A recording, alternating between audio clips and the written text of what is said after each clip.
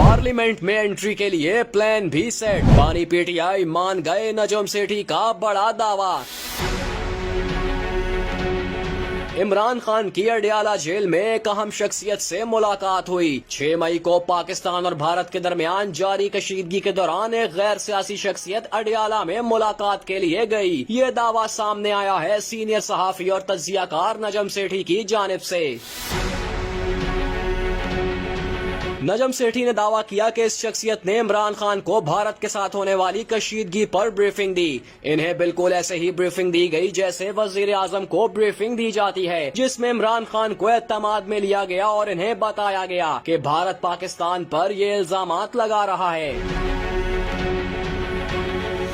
Senior सहाफी ने दावा किया कि इमरान खान को अडियाला जाकर कहा गया कि मुल्क की खातिर आप और आपकी यूथ की जरूरत है। पीटीआई की यूथ फौज को काफी अरसे से अटैक कर रही है, वो अब ना करे। जिसके जवाब में इमरान खान ने कहा कि आपके साथ इख्तलाफात सेकेंडरी हैं, हम आपके और कौम के साथ हैं। मुल्क की खातिर मैं अपनी अंदरूनी लड़ाई को रोक देता हूँ और मोदी के खिलाफ आपके साथ हूँ। जिस पर कहा गया कि आपका बहुत शुक्रिया, हमें आपसे यही तवक्को थी।